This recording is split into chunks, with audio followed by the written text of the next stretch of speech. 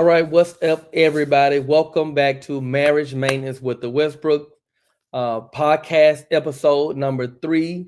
I am Pastor Devin, I am Pastor Sam. and we are so excited to have you back for this third episode. How do you feel about the podcast? What are some of the things you're getting in terms of the response from people?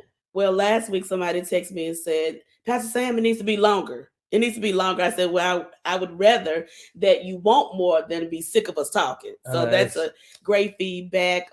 They're getting tangible things that they can implement into their relationships or into their lives even, because there are just as many single people watching as married people. I find that to be absolutely awesome, because marriage maintenance is preparation for singles and absolutely necessary, mandatory for married couples. I think one of the dopest things about our podcast is that we're literally taping it from week to week. Yeah. So we get an opportunity to give feedback throughout the week and kind of bring that into the next taping of the episode. Yeah. Bring it into the writing session, all those things. So we can kind of handcraft it week after week after week. I think that's one of the most dope and exciting pieces of it. So some of the feedback has been wonderful. I love hearing the impact that it's having on married couples. I love hearing the impact that it's having on people who are desiring marriage, but it's like putting them ahead of the game. And I think we're kind of giving them some keys early. And I think that's so exciting. It's amazing. So I'm excited to hear some of the successes that married couples and even singles are having doing this podcast. So talking about marriage successes or things that prepare them for success, I want to get into the F word today. Okay. I'm not cussing. I'm not cussing. I want to get into the F word. I mean, F words in terms of marriage failures. I want to jump into some marriage failures. One of the things I've noticed, getting the opportunity to officiate so many marriages and weddings, rather, one of the things that I've noticed is the skewed room. Right? Yeah. I've noticed the two-sided room.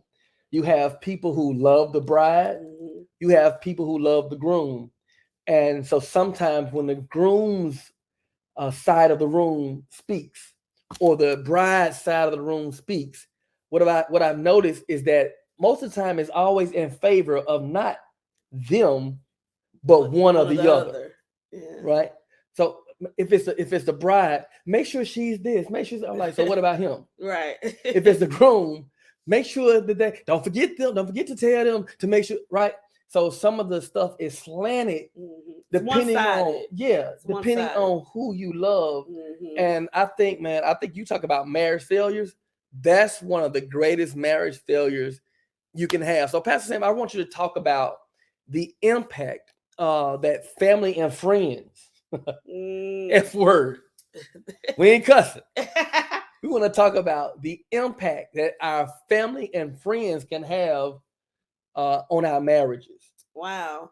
So I think we mentioned this in our book, how the research suggests that one of the leading causes of divorce, y'all got to hear this, one of the leading causes of divorce is the interference of family and friends. You know, I know that everybody wants to have that support system. You want your family rocking with you. Absolutely. Even after you get married, or even during the marital process, the wedding process. Right. What happens when your absolute favorite cousin is the source of chaos in your household? What happens when your ride or die brother or sister is the death or trying to be the death of your relationship? Wow. What you gonna do? Wow. So what's the question? What happens when some of our family members or our relations are not in relation with our relationship, in favor of what God is trying to do in your marriage? People who love us tend to love us. Right. People who love you tend to love you. And it's not always the same. I think we even tell some of the couples that we get an opportunity to converse with that be careful about your business that you share, because once you share that business and you get over it, they haven't. Okay, let me talk about that. So one of the strategies that we suggest in dealing with the F word, one of the F words, family and friends, is number one, prioritize your marriage. Okay, prioritize your marriage. The Bible says two becomes one flesh. Right. It doesn't say that about any other relationship but husband and wife. Right. So that's already put your marriage at as a priority, right? So we've got to prioritize our marriage. You've got to prioritize your marriage. And this is how we've been saying for years. People respect what you respect. Okay. I'm telling you, I can't think of one person who think they're going to come between the Westbrooks. They'll have a better chance of fighting a bear. You hear me? So in practical terms, I don't think nobody want to fight a bear. We ain't going. Right. In practical terms, like what does that look like to prioritize the relationship, prioritize the marriage? I want to pick you back up on what you were saying. A lot of times, we get frustrated in marriage. It happens. Right. You get upset with your spouse. It's going to happen. Right. Now, not only is it normal, but it's natural. Mm-hmm. You're going to feel some type of way. We talked about that last week. Right. But we've got to be extremely careful about who we are venting to. Check this out. I'm not trying to throw in the shade or anything, but normally what happens is we go to people that we're comfortable with. And that's normally our side of the family. Right. But 9 times out of 10, hear me out now. We're talking to somebody who has not had a successful marriage, number one, who does not have the capacity to help you through your marriage. Right. And whose love is one-sided. Let me can I jump in real quick? Absolutely. Because you mentioned one of the things you said is some people who don't have a success in their marriage. Yeah. And let me go a step further with that, right? Because what happens if they have success in their marriage and they impose their success on you? Oh, right? That's good. Like, so what worked for them, the assumption is that it should work for you. Right. And that could be the very thing that causes you to have this F word, marriage failure. Right. One thing we've learned is that what worked for everybody else don't work for us. Right. Right. And we teach that, like, we're not trying to make you clones of the Westbrooks. We're not trying to have your relationship look like ours. Right. What does that relationship look like for you? Right. Right. What is that? All the things that you do, personalize it. It's good to be inspired by other relationships or other people. Right. But inspiration and imitation are two different things. Absolutely. And sometimes those people who have success in their marriage, in their relationship, they want you to imitate them, which may not give you the success in your marriage. Right. Because I'm not my dad and you not your mama. Right. It ain't gonna work. Right. Right. Right. Jump in. A lot of times, we're going to tell our side of the story. Absolutely. Because you're going to somebody who you think is going to get with you. Absolutely. You're looking for a cheerleader. Yeah, absolutely. You're looking for a push partner. In that moment, it's dangerous. And what happens is that communication becomes, that conversation becomes more of ammunition to kill your spouse. As you said. Say that again. That conversation is not just a conversation. It's ammunition against your spouse. Wow. What happens is, like you said, you already said this, it's so powerful. A lot of times, if I'm talking to my folks, look, they're not gonna forget it. Right. They're not gonna forget about it. Right. And we done moved on. Once you done moved on, they still there. They still there. That's the danger in that. And they hold that to him or her. And so you gotta be careful about what you share. Let me say it in plain talk. Get your family and your friends out of your business. I can't say it any clearer than that. Get them folks out your business. Right. They don't even have the capacity a lot of times to even help you. That's good. They don't. That's good. They don't. Number 2. Okay. Set boundaries.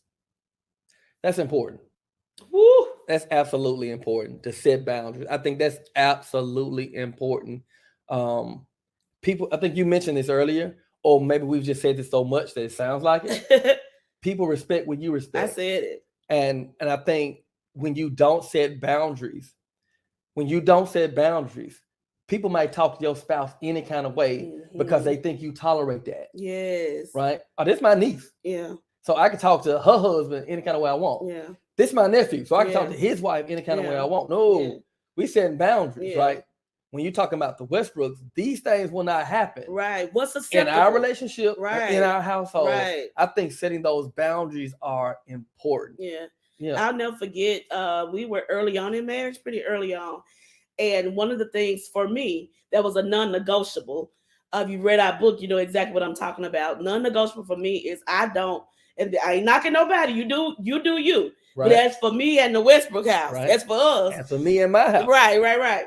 So I don't want my children around people drinking. You know, I just don't.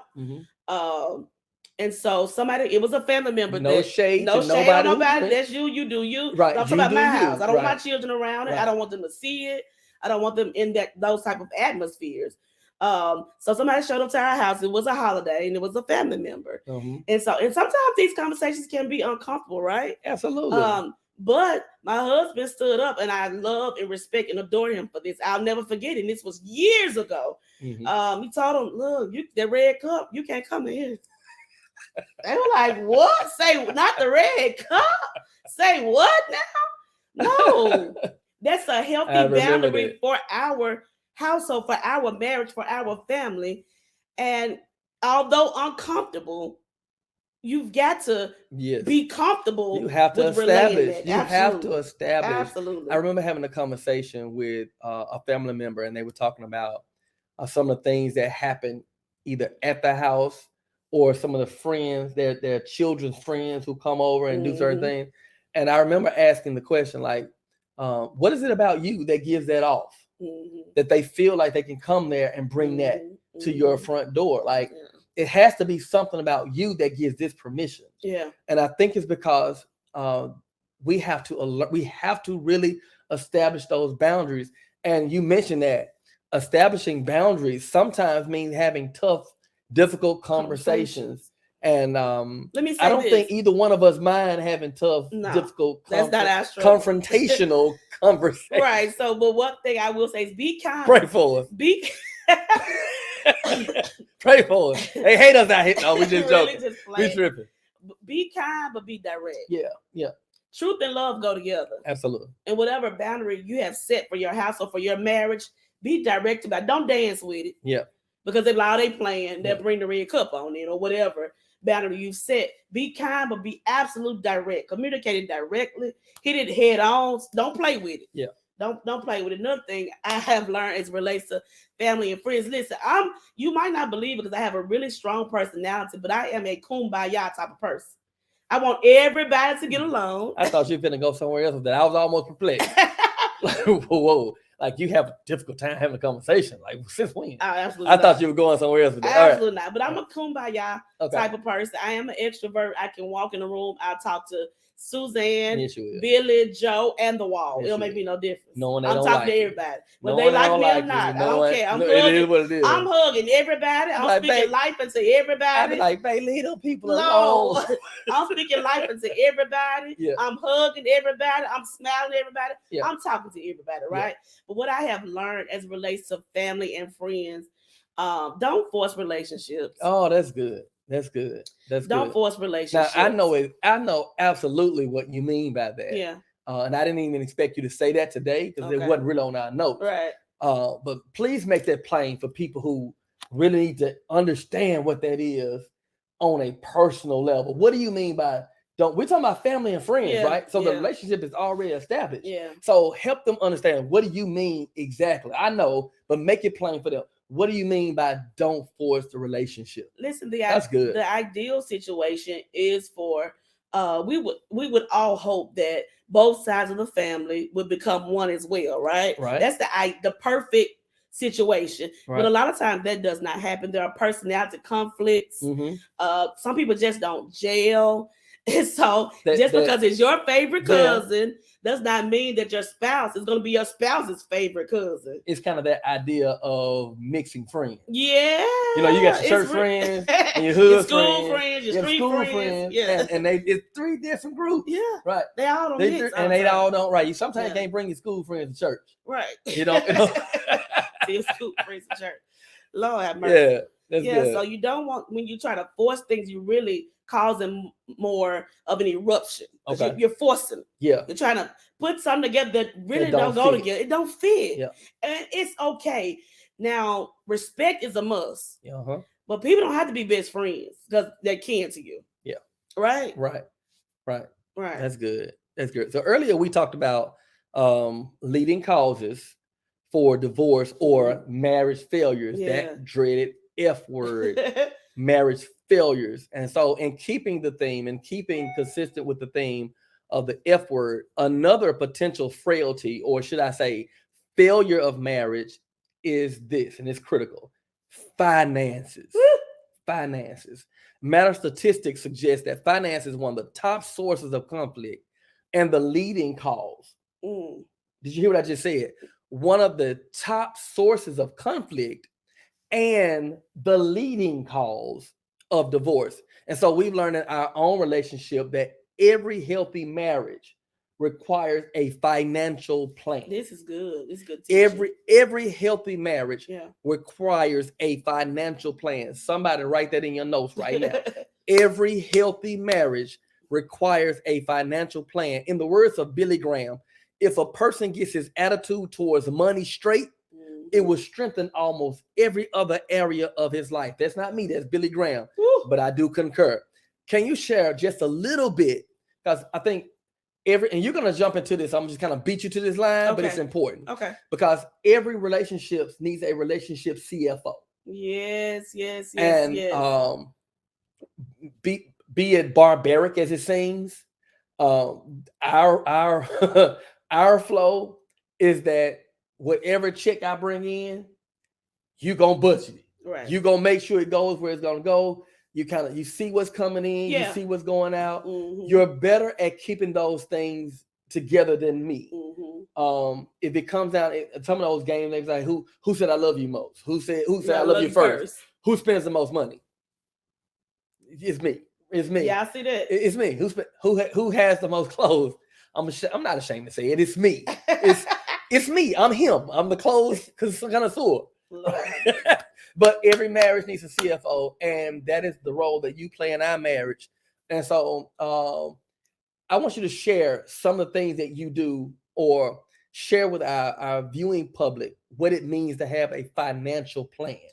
Okay, so let me just go back a little bit, flashback to earlier parts of our marriage. Okay. But we did not have a financial plan. You know, we talked about everything. Seems like as much as we talked about everything. Yeah. But we forgot to talk about the finances, right? Absolutely. We agreed in our faith. Oh my God, we love the Lord. Yeah. But the Bible even says faith without works is dead. And creating a financial plan takes work. Yes. That's what it is. So number one, create a financial plan. Okay. Right? What is your income? Make sure you taking notes on this. Your income versus your expenses. Give your money an assignment that goes with the budget.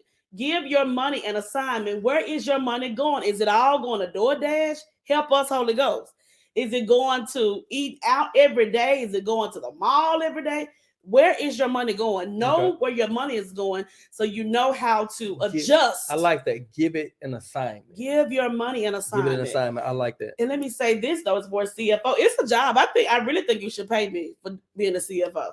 It's a lot of work. I'm just gonna put it out there.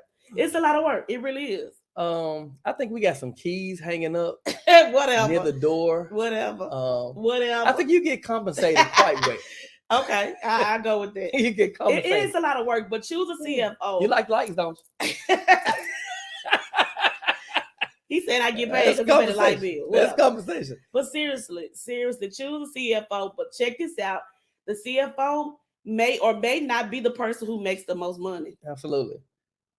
It's the person who is the better steward of the money. Let me jump in on the steward piece. Okay. And I love you for giving us a financial plan, because you helped me to understand what it means by giving your money an assignment.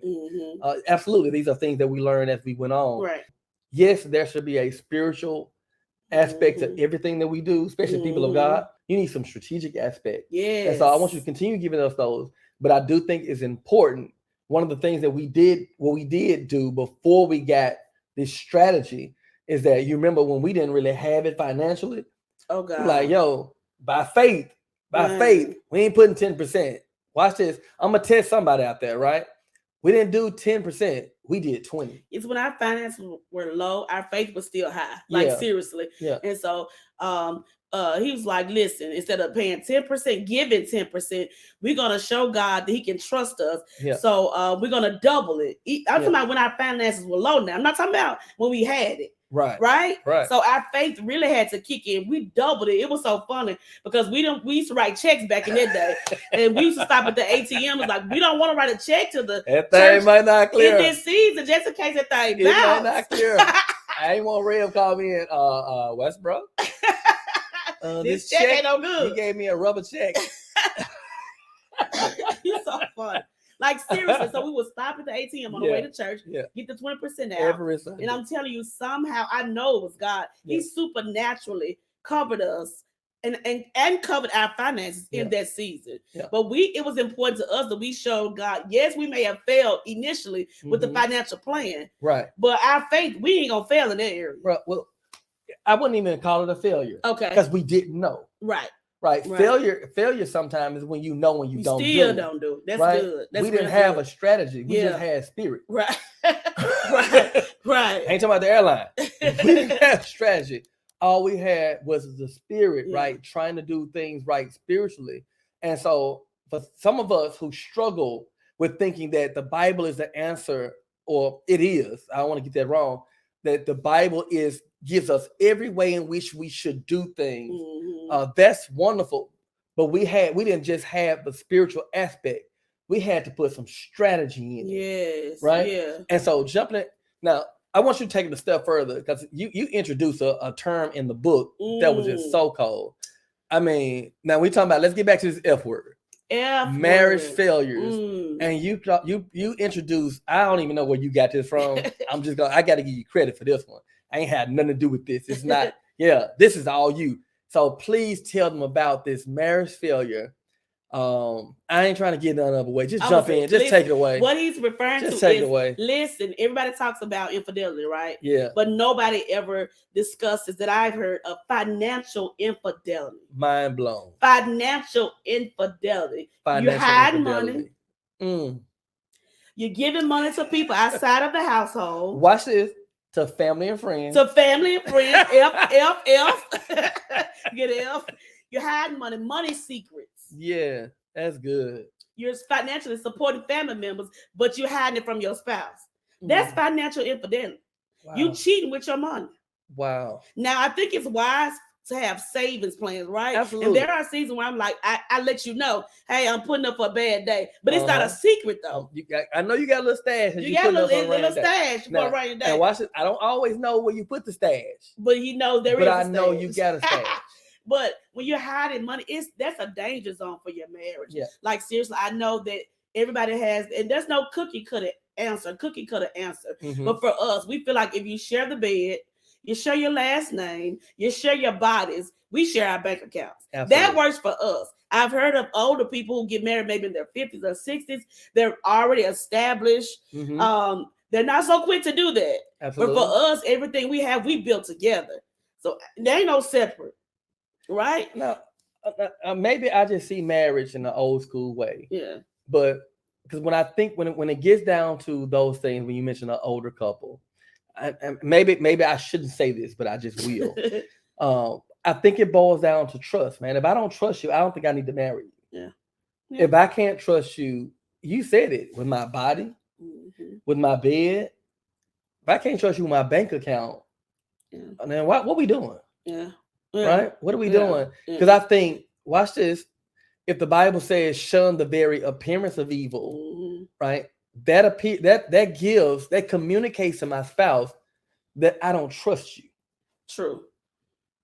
I will say this also. A lot of times language means a lot to us. We both are word people. And so when we hear married couples say stuff like my money, and I got to pay him back. That triggers. I got to pay her back. How you pay somebody back and y'all as one? How you pay your husband back? That's like me babysitting a kid. That's yours. How's that babysitting? That's part of duty. What in the world? Well, you go. You mean I gotta stay home and babysit kids tonight? No. The kids that you birthed and raised. Two become one flesh. Yeah. My money is his money. His money is my money. It's our money. It's our money. Yeah, marriage. If I'm broke, you broke. But if I got it, you got it. Absolutely. Right. Absolutely. If I win, you win. Right. Every accomplishment is a shared. Every accomplishment should be a shared accomplishment. Yeah. Every check should be a shared check. Absolutely. Now if somebody got a drug problem, gambling problem, that's another issue. That's another issue. But we're talking about in a sound marriage. In a sound marriage, sound mind. Right. Right. And so if it's one thing if you had an assignment, you took an assignment and somebody gave you an honorarium for it, I was like, babe, do me a favor, keep that because I want you to go buy yourself some shoes. I want you to buy yourself. He does that. I want you to go do this. That's one thing. But here's what I'm saying. And there's a unification of decision. Yeah. We both know what's going on with that money. Yeah, it's something that you wrote in the book. I believe you said that marriage includes evolving. Evolving includes involving. Oh, I did say that. If you can't involve your spouse as it relates to money, you may have the wrong spouse. I'm so sorry. It's a harsh reality. Marriage failure. Listen, I know some of you are already knee deep in, but once you know better, right? Once you know better, you should do better. And I understand that. I think what it relates, it's not really a money problem you have. It's a trust problem. Yeah, it's deeper than the money. So it's deeper than the money, right? The money may be the thing that revealed what's wrong with you. It may be the thing that revealed, but it's something deeper that says, I like him enough to marry him. I like her enough to marry her. I like her enough to lay with her. I like him enough to give my body to her. But I don't know about sharing my money. I don't know about sharing my money. And I think that's very dangerous because it creates opportunities for financial infidelity. Yes. And can I say this to the singles? Yeah. I do believe that if you're thinking about getting married, that you do need to have a discussion with your future spouse about your debt, about your financial situation. Like, seriously, you have to discuss it so you can deal with it. Absolutely. Know the credit scores. That's good. Let me know what I'm coming into. Yes. Right. Because what's your problem then becomes both of y'all problem. Yeah. And you need to, in order to deal with it, you have to at least know what you're dealing with. Absolutely. So have a discussion so you can deal with it. What's your credit score? What are your assets? Don't bring no secrets in. Right. And he or she is doing well financially. And because they now married, half their stuff is garnished. And you're like, whoa. Where this come from? What's going on? I forgot to tell you, baby. No, you ain't forget. Oh, I got 5 kids and child support eat me up. No. Let you know, I don't want to make no example about the dude because sometimes the ladies can have 5 kids and they not raising them. So that's just not a one-sided illustration, right? Not. But whatever it is, be forthcoming with that information so you can be well-rounded in decision-making about these financial things because they are the leading cause of divorce. And we're trying to bind divorce even now in the name of Jesus. In the name of Jesus. Yeah. Okay, so you said financial infidelity. You talked about creating a budget, financial plan, a financial plan, write the income, expenses, modify and adjust as needed. But I also want to say this: check your ego as relates to money. A lot of times when we talk to, like I said, hundreds of couples, where the one who makes more money seems to have be egotistical, like they're the more valued one, breadwinner. Yeah, don't do that. Just because you make more money does not make you more valuable. Yeah. Because remember, we just said your money then becomes y'all money anyway. So if you got money, then the married couple has money. Y'all got money, right? So you have no reason to be prideful and I can do this because I make more money. No, check your ego. That's good. Don't measure everything by money and how you treat your spouse because they may have less than. That's a danger zone. You need me. Yes. You need me. So I'm just going to bring you this check and I ain't coming home tonight. Right. I'm going to make sure that the food in the refrigerator, lights on, but I'm gone. Gas in your car, but I'll see you Monday. I make the most. I'm the breadwinner. You can't live without me. Nah, man. Check your ego. Check your ego. A win for you is a win for the marriage. Absolutely. I like that you ended. With that, or you kind of got into that check your ego piece, because I think one of the greatest. So let's transition a little bit. Okay. Because one of the greatest failures or marriage failures, yes, we talked about family and friends, We talked about financial, the failures that come with finances being the leading cause of divorce. But let's jump into this real quick. Marriage failures in the area of forgiveness. Let me jump in real quick, if you don't mind. In the area of forgiveness. Yeah. We know that oftentimes in relationships, women, not with us though, because both of us can talk. We do not have this problem at all. As you can see. Think they know that? Oh my God. We both can talk, but a lot of times what we see and observe is that the women are the dominant communicator. Okay. The men oftentimes don't really know how to articulate or express themselves, right? Okay. So the woman's just talk. So, but we're talking about forgiveness. That's another F word, and that is huge. Because I'm telling you, if you don't know how to forgive, you don't need to be married. Absolutely. Absolutely. Facts. F word. Facts. So, but can you help us from a male perspective on forgiveness? Can you just talk about that a little bit? Okay. Oh, you flipped it. Because women always be like, it's hard for me to forgive, or I ain't gonna forgive for that. Okay. I forgive, I can't forget. Help us out from a male perspective as it relates to the F word, forgiveness. One of the things that we often hear, particularly in marriages, is that I heard a lot growing up, that if a marriage fails, it's the man's fault. Wow. F word. If a marriage fails, it's the man's fault. Hold on, let me say this real quick. I need you to text, tag, and tell every male that you know to get on this podcast right now. He's getting ready to help somebody, help all of us. Yeah. If the marriage fails, it's the man's fault. And I think forgiveness in marriage for men is a very critical component, because forgiveness is a skill, right? Forgiveness is a skill that helps men to process negative emotions in a relationship. Forgiveness is a skill, I think, that helps to process those negative emotions, because I think every African-American man by default inherits PTSD. Really? I think every African-American man by default inherits PTSD because there is just a trauma. Trauma comes with being a Black man. Wow. We talk about it often, and I share stories with you, and we talk about, like, when you think about your childhood and I think about mine, and I could tell you so many times where I was just chased by the police for no reason. It's crazy. Or walking home from the park, me and my friends walking home from the park, and we just get harassed. I'm talking about times where like literally dealt with trauma, being pulled over, put a gun to your head, being thrown in the backseat of a cop car just because we were Black. Not doing nothing. Young Black men going to play basketball, being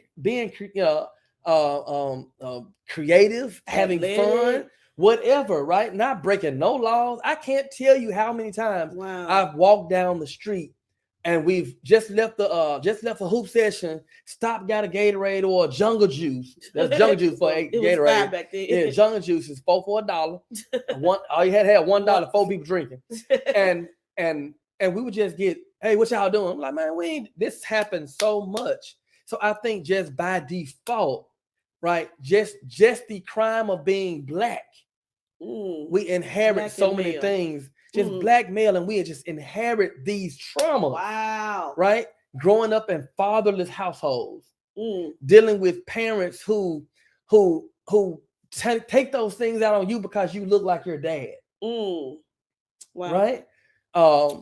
Being told by sometimes your fathers or male figures or your uncles or whatever, don't cry because a boy ain't supposed to. How in the world am I supposed to learn to process negative emotions if I'm not supposed to have one? Wow. Say it again. Right? And see, how can I process negative emotions? How can I learn to process these negative emotions if I'm not even supposed to have them? Well, get them tears up. We don't cry. You're a boy, you're a man, you don't cry. Like, okay, but that hurt. Right? Right. And now I'm saying all that to say this. And then we bring all of that baggage into a marriage. And you mentioned earlier that oftentimes in a relationship, the woman is the most predominant communicator, the dominant communicator. So oftentimes guys can articulate how they feel, and then they ain't supposed to feel that way, so they feel shameful for feeling that way, so they just bottle all these things up. And that's why I think forgiveness is necessary, because watch this, forgiveness sometimes has nothing to do with you. Right. It has everything to do with F word, freeing me. Yeah. Forgiveness for me. Forgiveness is for me. It's personal. So it's the whole thing that, I mean, like you can't Being upset with a spouse, you can't holler at them, you can't hit them, and you can't leave them. Right? Right. So what do you do with it? So we have to learn some strategies. Number one, we need to learn to separate yourself from any negative emotion by first accepting, hear me, separate yourself from the negative emotion by first accepting the fact that you have those emotions. Acknowledge how you feel. You got to acknowledge how you feel, because you cannot conquer what you absolutely refuse to confess. Yeah. You can't confront it. Yeah. You can't conquer it until you confess it. An alcoholic has to first say, I'm an alcoholic, before they can deal with that. Yeah. Yeah. Man, I got to say, no, man, that broke my heart. Yeah. That hurt. Own it. Own that feeling. Being a man don't mean always being macho. Yeah. I think one of the greatest strengths of men is being able to be vulnerable. Yeah, absolutely. Jesus was absolutely vulnerable, which shows his strength. Right. He endured the cross, vulnerability. Are you trying to preach transparency? But it showed his strength. Yeah. So sometimes we think being a man is macho. Yeah. I don't cry over nothing. Well, that's why you're probably gonna die at 45. Because you got all this not a toxic man, toxicity inside of you, because you refuse to deal with what you've been dealing with. Yeah. And then watch this, it's going to one day deal with you. Absolutely. You better believe. So number one, I think you got to express it. Yeah. Number two, and this is one of the things that I'm working on. I think I've gotten a lot better with it. You can tell me if I have or if I haven't, but don't let it fester. Yeah. I'm okay with that. Yeah, you good. Hey, I'm just all right. You better. Right? I'm better. You better. I'm better. Yeah, man. I struggle personally with that. Like, if I'm mad, give me 3 days. Give me 3. She be like, babe, I be like, you just said something that ticked me off. I don't want to talk right now. Right? Can I say this to the women? Do you mind? Okay. So a lot of times when I'm talking to a lot of wives, they're bitter. Forgiveness is a choice. It's a decision. You can decide to move from that bitter place. Yeah. The choice is yours. You don't have to stay there. If you find yourself stagnant in bitterness, it's because you don't want to move. Let me flip it. Okay. So I said for the guys, don't let it fester. Yeah. Right? Which means go ahead and talk about it. Yeah. Get it out. Express it. And it can sometimes, and hear me, ladies, when that man says, hey, let me just get this off my chest, let him say it. Be quiet. Let him say it. Look, I always say there's some Holy Ghost and hushing up. It's some Holy Ghost and hushing up. Just let him say it. And that ain't the time for you to tell him what he did wrong. You want him to be transparent. You want him to be able to trust you with his vulnerability. You want him to be able to say, and you want to be a soft place to land. Yes. Because when he does trip on something, watch this, you want to be the one he tells. Ooh, you said so. Because if he's willing to talk and he can't talk to you, he's going to find somebody else to talk to. We talked about financial infidelity. Yeah. Yeah. He's going to find somebody else to talk to. So if we don't want the men to let it fester. But watch this. You can't let it fester either. Which means after I've said something, talked about it, we've dealt with it, don't keep me on the witness stand. Say that again. Do not keep me on. I should not have to go up and put my right hand on the Bible every other day because you had a flashback. It sounds funny, but it's real. Telling you, that's dangerous to keep badgering somebody over and over again about the same thing. Yeah. If he's working toward being better, doing right by you, and we ain't talking about always cheating or whatever. Sometimes it's just regular stuff, right? Yeah. It ain't always got to go that far. But don't always remind him of what he did and make him have to account for it. Put him back on the witness stand and make him have to fend for his rights every other day. No, don't nobody want to do that. No. So if I'm not going to let it fester, you can't let it fester. Don't put me on the witness stand or keep me in a doghouse because it keeps me in service for you. For the rest of the marriage. Right. No. You're just as evil. Right. Don't keep me in a doghouse to make me have to pay for. And I don't mean pay for. Yeah. I'm talking about pay for everything because you got me feeling guilty. Yeah. Ooh. That ain't cool. That's not a real marriage. That ain't cool. And then number three, I'm gonna wrap it up, right? In order to hear me, guys, when I say this. Now, in order to be trusted, you got to be trustworthy. Ooh. If you want her to trust you, you got to be trustworthy. That's good, babe. I cannot ask you to trust me, and then babe, I'm just going to hoop. And then every time I say I'm going to hoop, I'm somewhere else. Just trust me. But are you trustworthy? Right. Though? Can you be trusted? Right. Can I be trusted? So I think that's critical for guys. I know from a guy perspective, trust me, I know, right? You want to be trusted. You want to be trusted, right? But you got to be trustworthy. That's good. Do what you say you're going to do. Mm-hmm. Go where you say you're going. Go where you say you're going to go. Mm-hmm. Be where you say you're going to be. Mm-hmm. Be who you say you're going to be. Yeah.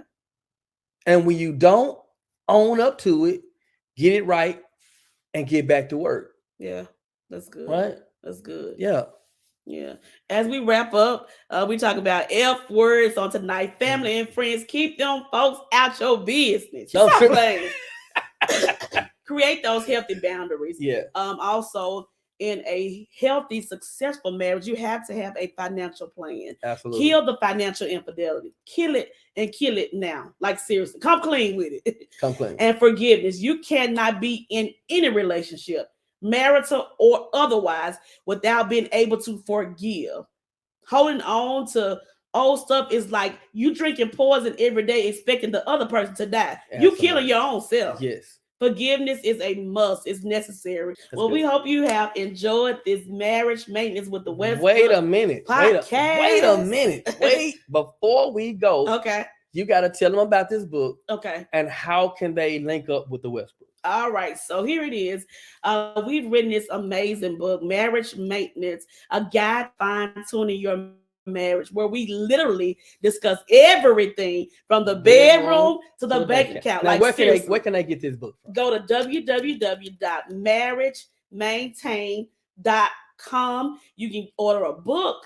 You can book a session. We do virtual sessions. If you're thinking about getting married and you're engaged, don't get married, don't get divorced without talking to the Westbrooks. Let me say it like that. Yes. You can also book a session right there at www.marriagemaintain.com. We have conversation cards, and you can link up with the Westbrooks by going to their website. Yeah. And if you want to sow into this marriage maintenance movement, absolutely. So you can sow to Cash App WMP LLC, and we pray blessings and favor over your seed. We pray that somebody's marriage is helped. Somebody who is single, you're better prepared for your next season, right? So this is Marriage Maintenance with the Westbrooks, episode 3. It is a wrap. Come back next week. We got some more fire for you. Thank y'all for logging on. Go to YouTube. Make sure you subscribe to that channel. Yeah. Redemption Church. Yeah. Subscribe to that channel. Subscribe to it so you can catch all of the amazing content. Not just marriage maintenance, but you can catch all things Redemption Church. Powerful word. You want to be connected to that, even if you're not in the Memphis area. You want to be connected to all these amazing things that we got going on in our ministry. This is ministry, but absolutely. You want to be connected to all those things. So make sure you go on, subscribe, stay connected, and look, get here next week, Thursday, 7 p.m. Central Standard more Time. Amazing marriage maintenance with the Westbrook content. I am Pastor Devin. I am Pastor Sam. Until next week, we'll see you then. Peace. What's up, everybody? My name is Pastor Devin Westbrook. I am Pastor Samantha Westbrook, and we are the Westbrooks. We are the curators of marriage maintenance. What is marriage maintenance? Listen, we believe that in the beginning, God created the heavens and the earth. And from the ground, the dust of the ground, He created a man. And from the rib of man, He created a woman. He put them together, and He called that marriage. What am I saying to you? I'm simply saying that marriage can have some dirty aspects to it. And that's where we come in. Absolutely. It's like when you take your car in for an oil change. It does not mean that your car is broken. It just means it needs a little love, a little tender love and care, a little maintenance. We offer premarital maintenance and marriage maintenance. Listen, to reserve your space with us, make sure you click the link. We are so excited to meet with you. God can redeem your dirt, but you got to be willing to do the work. We'll see you soon.